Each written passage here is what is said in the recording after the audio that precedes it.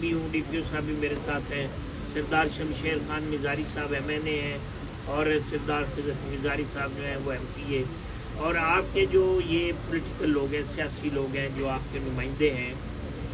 میں نے ویسے تو کئی ضلع کیے ہیں, لاکھ دفعہ شکر ہے, لیکن میں نے دیکھا ہے کہ یہ آپ کا درد بھی رکھتے ہیں, اور پلس یہ عوام اور سرکاری اداروں کو قریب لانے کا ایک خوبصورت گر جانتے ہیں. اصل بات ہوتی ہے یہ جو MNA MP ان کا رول ہی یہی ہوتا ہے کہ عوام پر سرکاری اداروں کے دروازے کھلوا دیں, یہ ان کا کردار ہوتا ہے, اور یہ اپنے کردار کو بھرپور انداز سے نبھاتے ہیں.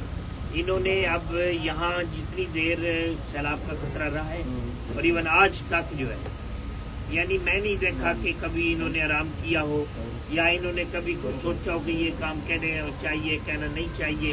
اب منچن جو بند ہے اس پہ تو پوری شدت سے یہ بھی چڑھے ہوئے تھے, اچھا ہم بھی چڑھے ہوئے تھے. پھر محکمہ جو ہے جیسے یہ چین صاحب بیٹھے ہیں, چیف انجینئر اریگیشن جو ہیں, ان کو بھی کریڈٹ دینا پڑے گا. وہ یہاں اب 2 مہینوں میں دیکھیں سفر قائم ہو جانا.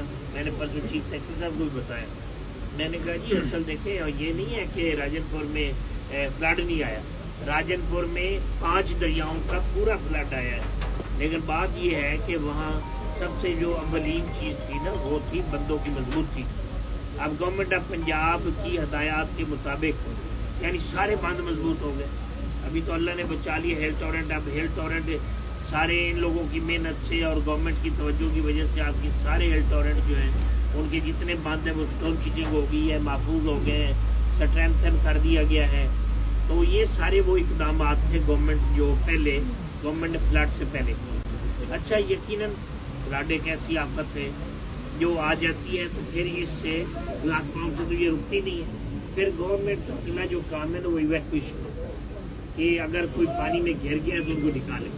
وہ بھی آپ حضرات نے دیکھا ہے کہ کشتیاں تھوک کے حساب سے ہم نے ادھر چھوڑ دی تھی اور آ جا رہی تھی, چل رہی تھی.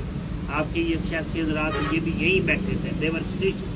حالانکہ یہ بیسیکلی تو جان سے ہے, لیکن یہ رہ ادھر ہی ہے کہ تاکہ کہیں یہ نہ ہو کہ منچن بند جو ہے وہ ٹوٹ جائے.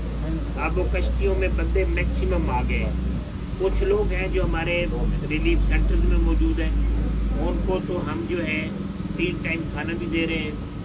اچھا ان کی رہائش کا معقول بندوبست کیا گیا, اور بندوبست بھی 3 قسم کا ہے.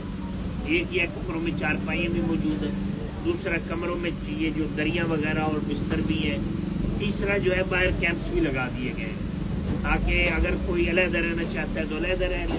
اگر اچھا پھر اس طرح ٹینٹ, میں نے آج ان کو کہا ہے کہ بڑے بڑے ٹینٹ بھی لگوا دو, اگر کوئی کھلی فضا میں رہنا چاہتا ہے تو وہ بھی رہ لے.